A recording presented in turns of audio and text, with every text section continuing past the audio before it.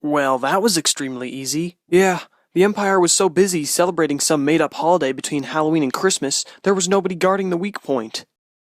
Huh, idiots. Thanksgiving, otherwise known as the holiday where turkeys go back in time to the first Thanksgiving to get turkeys off the menu. Undoubtedly one of the most iconic and popular holidays, although in terms of animation, Thanksgiving doesn't really get the same kind of recognition as Christmas or Halloween. It is known for being an American holiday, so I can kinda understand why we don't have as many specials for it as we do for other holidays. But even in terms of American animation, it's rare to find something that's Thanksgiving related. Of course, there is a Charlie Brown Thanksgiving, obviously a classic, even though it's probably the weakest of the holiday trilogy. And there's also the epic Freebirds, which I make sure to watch every year.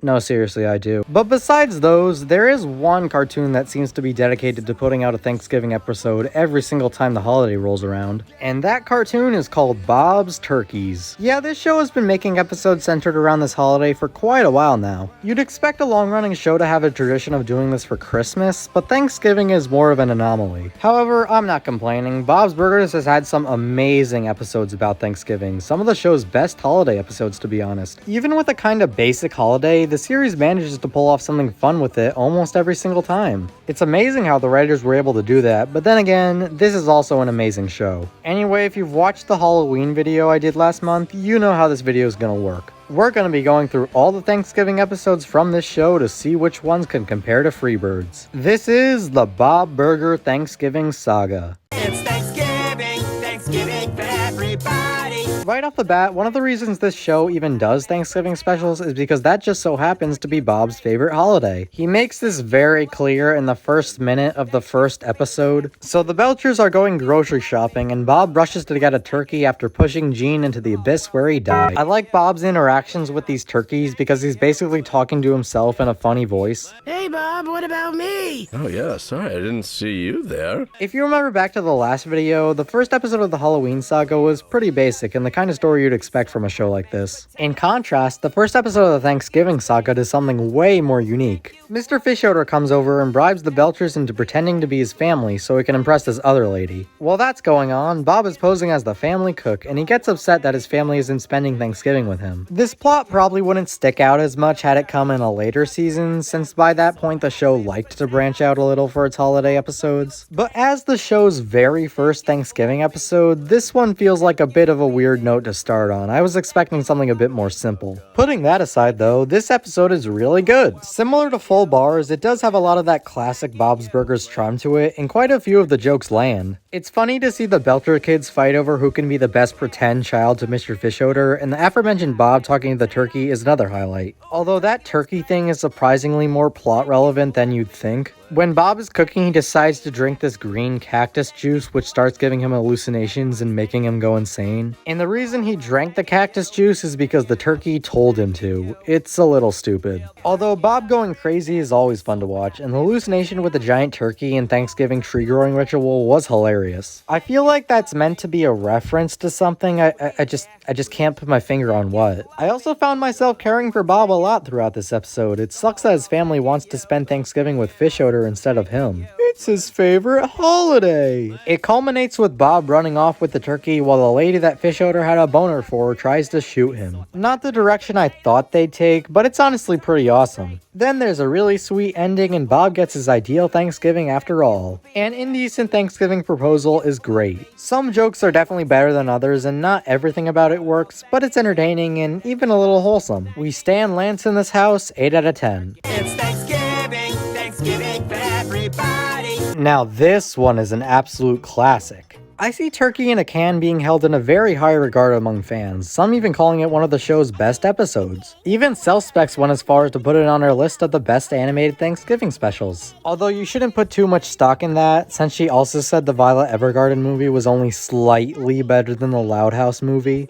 Unfortunately, her criticism license had to be revoked after saying such a thing. But don't worry, she could always get it back by paying $8. This episode follows more of a mystery story where Bob is preparing a turkey for the Thanksgiving meal, but one morning he finds the turkey in the toilet.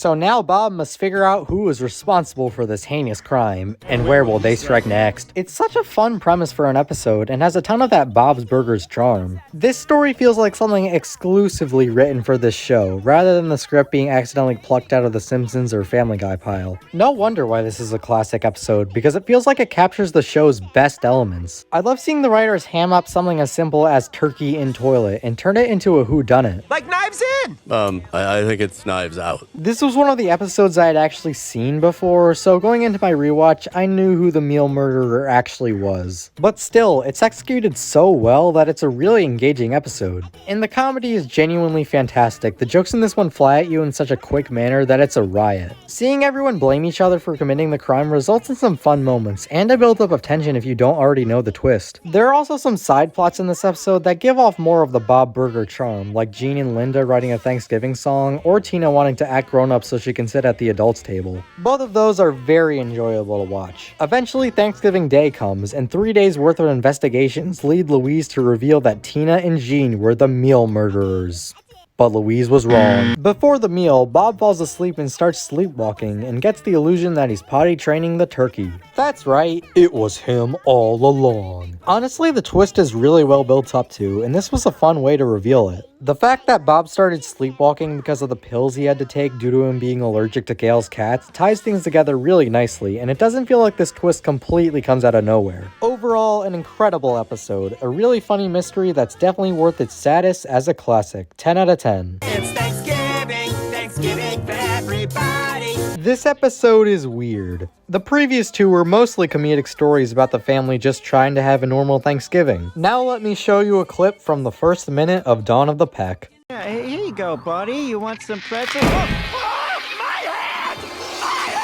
Not you beautiful head! Yeah. This episode plays around with a more dark tone, which caught me off guard the first time I watched it. It's surprising to see them do a zombie apocalypse spoof with a Thanksgiving theme, but honestly, it absolutely slaps. Dawn of the Josh Peck is absolutely fantastic. So the Fish Odors are hosting a Thanksgiving festival with a special turkey trot where people get to run with a bunch of turkeys. But once the birds are released, they attack and cause chaos throughout the entire town. It's not necessarily Thanksgiving related outside of the main threats being turkeys, but this is a neat setup for an episode and not something the show would do often. It really stands out. You know how in the Halloween video I said I didn't like The Wolf of Wharf Street because it did a clumsy job of combining the vibe of Bob's Burgers with a darker and more creepy tone? This episode is the opposite of that one. It handles the turkey apocalypse thing with the right amount of seriousness to the point where genuine terror can be felt at points. Didn't think it was possible to make a bunch of birds come across as threatening, but they sure did pull it off. At the same time though, it manages to stay fun, humorous, and not go too far with the apocalypse elements to the point where it feels like we're watching an entirely different show.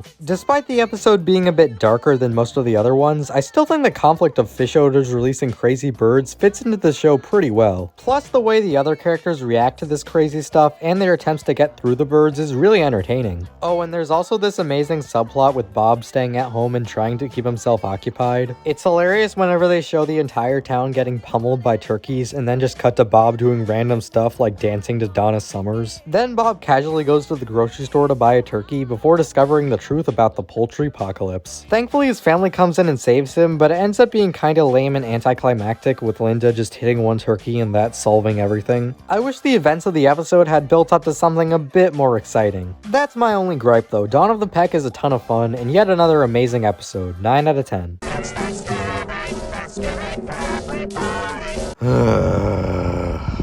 This one is not gonna be fun to talk about. Gail making bobsled is awful.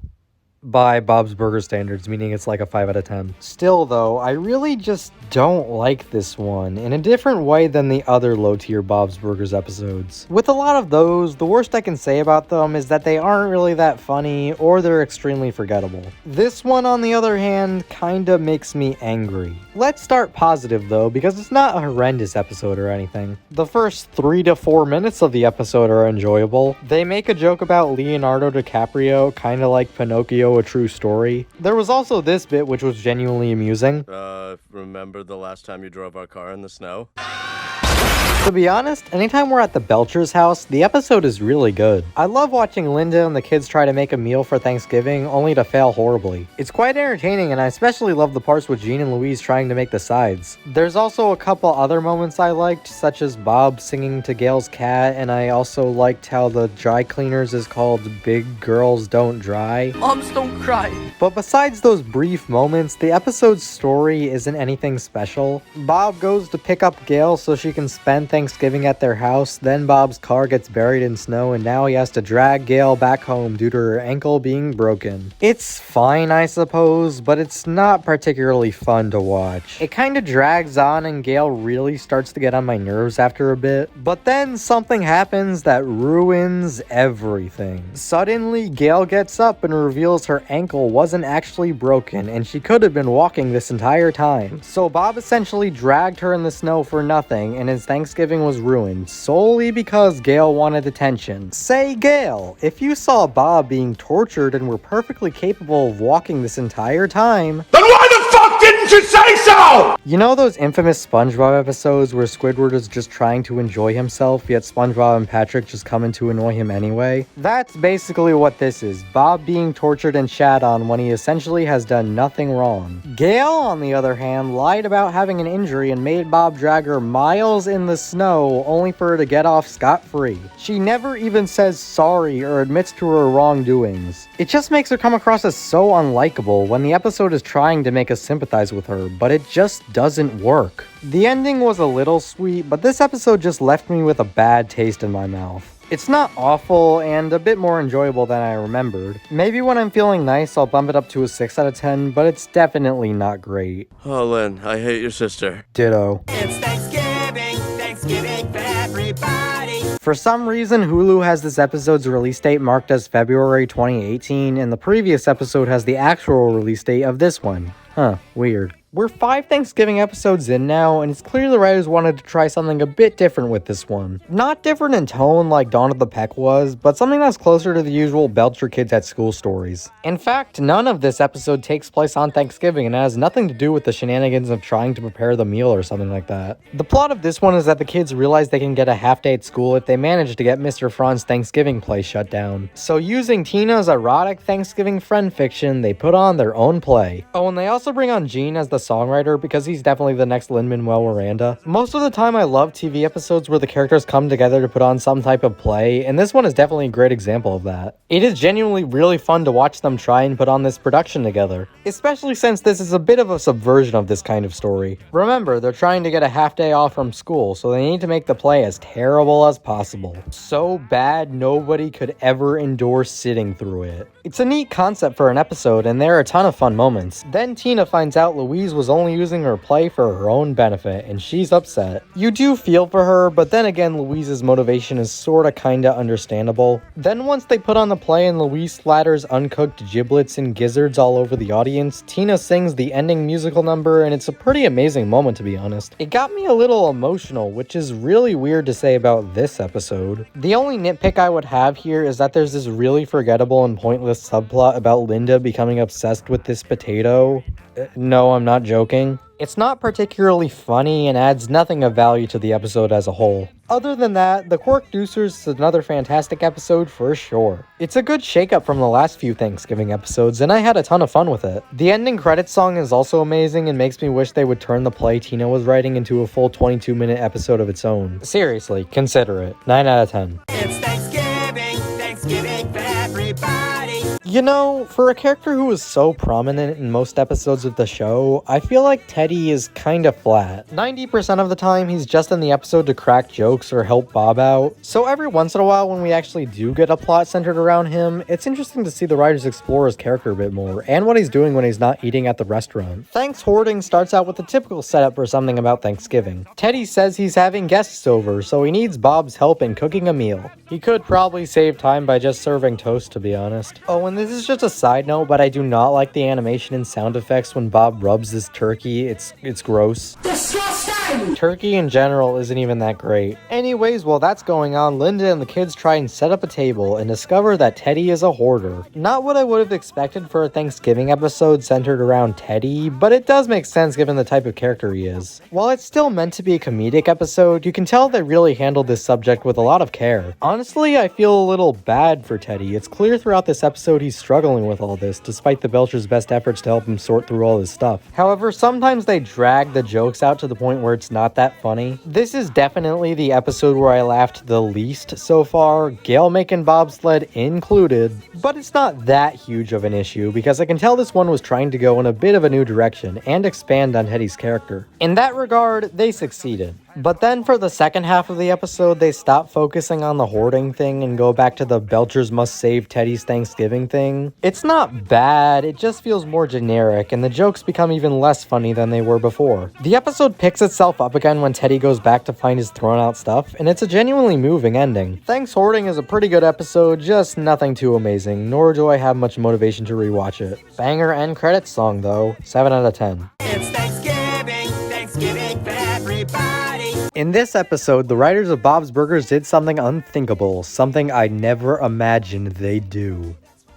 They copied Freebirds. That's right, this one is about the mayor of Springfield, or wherever the Belchers live, starting a tradition of pardoning a turkey, which if you remember correctly, also happened in Freebirds. Nice try, but you can't copy that movie without us noticing. Come to think of it, is pardoning a turkey something America still does? Oh, and also Linda is obsessed with the mayor for some reason, so she makes everybody go to the pardoning ceremony. This is where the kids find out that the turkey is actually going to be driven to a slaughterhouse, so then they go on a rescue mission to save it, and shenanigans and other stuff ensue. I do really like the premise of this episode. It could be exciting to see them try and steal the turkey back and set it free. But unfortunately, a lot of the energy is kinda washed out by the execution. For the first part, the Belchers are just following this lady in a car, then they stop at a gas station and manage to steal the turkey back, and now they need to find a safe place to set the turkey free. Oh, and there's also this reporter guy who tags along with them for some reason and doesn't add too much to the story. It's still decently enjoyable, and I like how this is a rare episode that's focusing on one plotline instead of two. It makes the whole thing flow together a lot better, and the episode never got boring. I just feel like there was a ton of missed potential with this one because it ends up feeling pretty bare by the end. What if the Belchers didn't know where the turkey was being held and they had to search all around town? Then once they found the location, they could have made some elaborate heist plan to steal it back. With the episode we actually got, the mission just feels too easy, deflating the tension a bit. It's not all that funny either, but there are a couple moments I smiled at, like Louise scaring away those coyotes. Also, the episode wrapped up its conflict 6 minutes too early, so then the deputy mayor comes in and steals the turkey back for like 5 seconds, and then they all live happily ever after. Well, all of them except for that turkey the Belchers ate on the following day. Yeah, this episode is fine. I just feel like it didn't do too much to stand out and could have been a lot more exciting. 6 out of 10. It's Thanksgiving, Thanksgiving for everybody.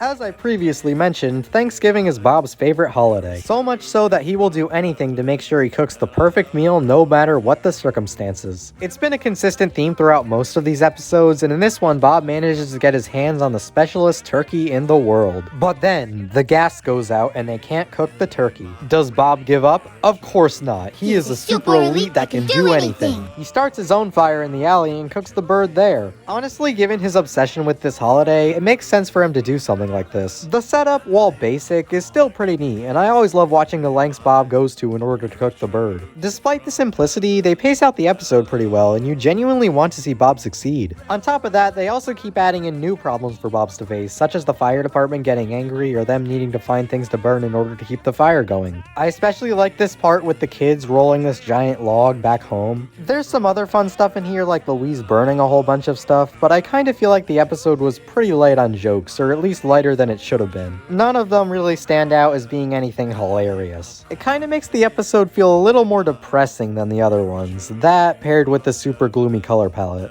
Oh, there's also this subplot about Tina doing this gratitude tree project, and it's just sort of there. It felt kind of pointless, and I don't know why they included it, at least until the ending, where Bob is given the opportunity to burn Tina's tree, yet he realizes he's gone crazy. After so many episodes where all Bob cares about is having a perfect turkey, it's really wholesome to see that he still cares about his family more. A genuinely super sweet ending. Don't have too much else to say about this one. It's fairly enjoyable and has a good story. 7 out of 10. It's Thanksgiving, Thanksgiving for everybody. Alright, who thought this title was a good idea? So if you don't know, Bob's Burgers occasionally does these special kind of episodes, which I like to call vignette episodes. Basically, they follow the same structure as the Treehouses of Horror do, where 3 characters each tell a separate story. These episodes are typically the highlight of whatever season they're placed in, as it gives the writers an opportunity to get creative with the kinds of stuff they can do. And what's really neat is that they aren't just random vignettes stapled together. The episode still has a plot going on within the real world, and the stories more or less revolve around that. It's a pretty fun shake-up from the normal kind of episode, and I'm always excited to see what kinds of wacky things they'll pull off. Weirdly enough though, they haven't done a holiday-themed version of a vignette episode, except for this one, which I'm not gonna say the title of. The setup here is that Gene gets the stomach flu, so he can't eat Thanksgiving dinner with the others. To make him feel better, Louise, Tina, and eventually Bob tell him stories that will make him resent his favorite foods. Wouldn't say it's one of the best setups they've had, but it still opens the door to a lot of possibilities, and definitely isn't generic. I mean, what other show has a Thanksgiving episode titled Diarrhea of a Poopy Kid? I also think this was the perfect time for them to make a holiday episode like this. Gene can't have a normal Thanksgiving with his family, and neither could we in the year this episode came out. I don't know if that was intentional or not, but it's kinda nice to see Bob's Burgers reflect the real world and make it into a fun episode. The first story, told by Louise, is a parody of Predator, a movie I have not seen. Basically, there's this giant monster roaming around who turns people into bread, and he's called the Redditor.